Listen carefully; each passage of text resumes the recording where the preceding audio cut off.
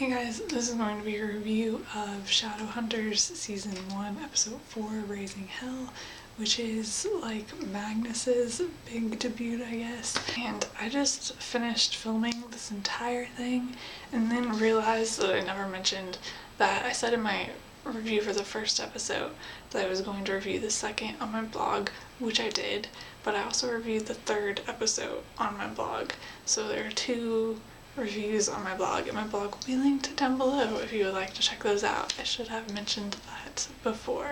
Obviously he has been in earlier episodes, but this was the episode where not only was he in it more, but the other main characters got to actually meet him and interact with him, and I think everyone was excited for that. I was definitely excited for that, and I actually really loved how the entire beginning of the episode, the build up to Magnus showing up was great. I feel like they knew exactly how much fans wanted to see him and were building on that, and I loved it. We also got to see Izzy's necklace in this episode, but it's given backstory about being a necklace that Magnus gave to Camille, which is interesting, not something I expected them to do. Honestly, when we first learned that Camille was going to be in the show from early on, I wondered what they were going to do with Camille and Magnus, and I still do wonder exactly how they're going to build it up and how it's going to play out, especially since Malik is definitely happening relatively quickly, I think, after seeing this episode. But it'll be interesting to see what they do with Camille and Magnus's past relationship and how it plays out. I really do wonder if we're going to have something similar to what happened in the later books with Camille and Magnus and Alec and everything, and just have it happen a lot earlier, but I don't know if it works exactly if it happens too early on in Magnus and Alec's relationship.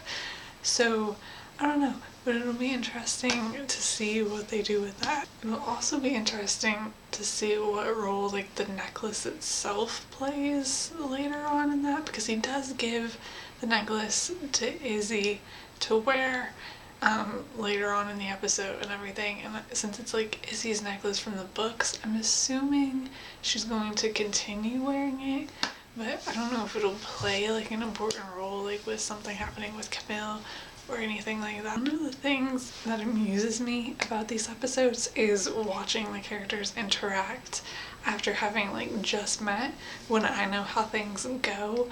Obviously things can go differently in the TV show, but still I feel it'll go in the same general direction, so it's just really funny to me to watch everyone be distrustful of each other and or mean to each other and everything like that, knowing how everything ends and things like that. And it's just funny to me.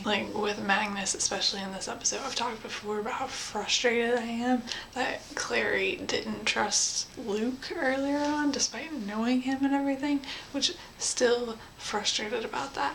But it was just funny to watch everyone's distrust of Magnus, obviously Simon's distrust of Shadowhunters in general in this episode. And they have to give up their memories to a memory demon in this episode, which is something that is shown in the books later on, but not in this context and everything.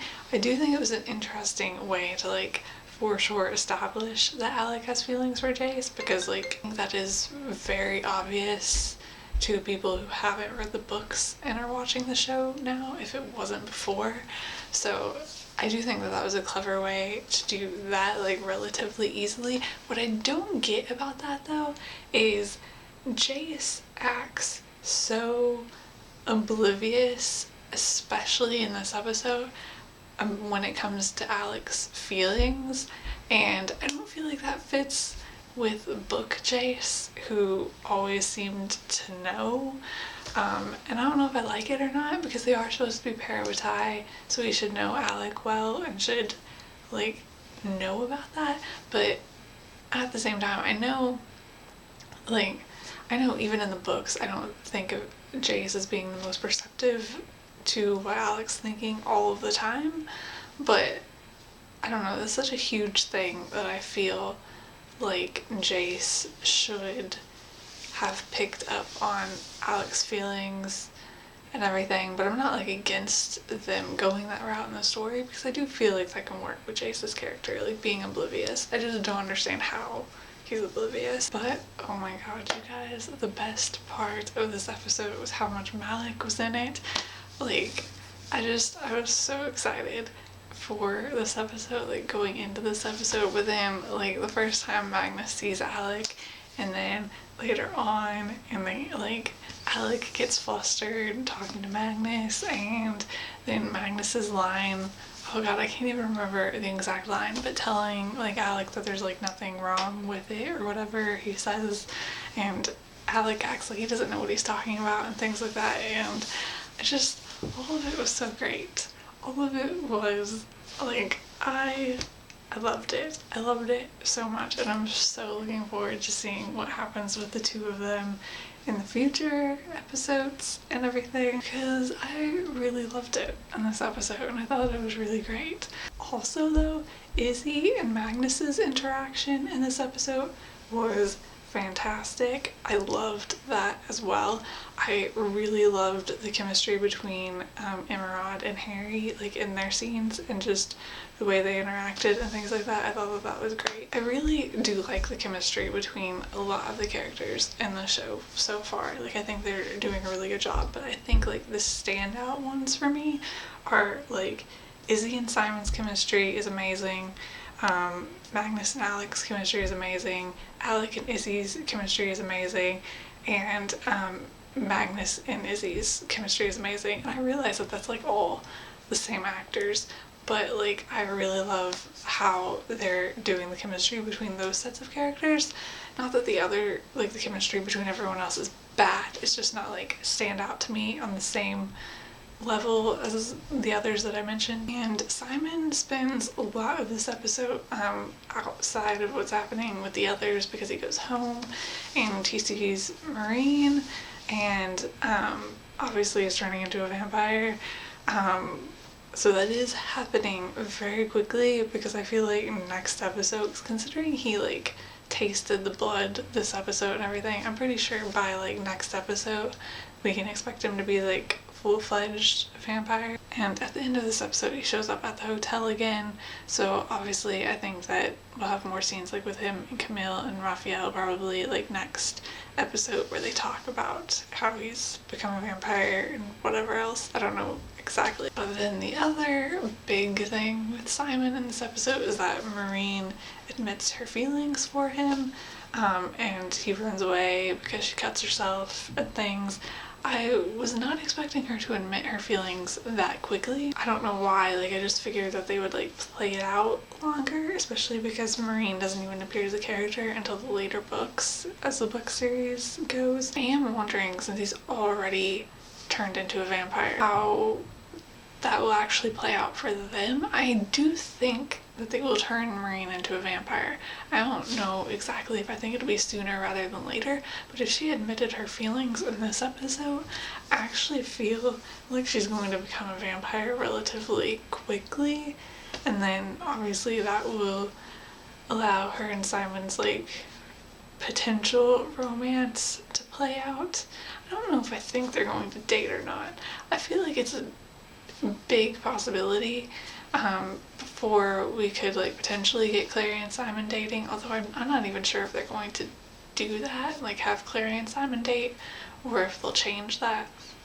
But I feel like he could date Marine before dating Clary, and definitely before dating Izzy, because he's going to end up with Izzy. I have a very little doubt that they will change the main couples in the end, because it would piss too many people off. So I'm not worried about that.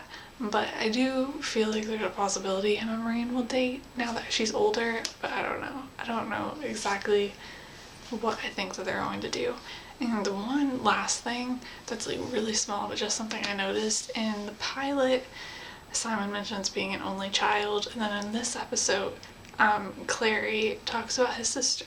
So they changed that. Like, I don't know why they like changed him to being an only child and then decided to incorporate his sister in later, but it does kind of bother me a bit because it's an inconsistency. Obviously, it's something small and everything, but just the small inconsistency is annoying to me. But I'm not like against them putting Simon's sister in now or anything like that. But I just picked up on that and had to comment on it because it's like slightly annoying to me. But I think that's all that I have to say about this episode. I'm so excited for the next episode and seeing what happens next, especially after this episode. I will see you guys later. Bye.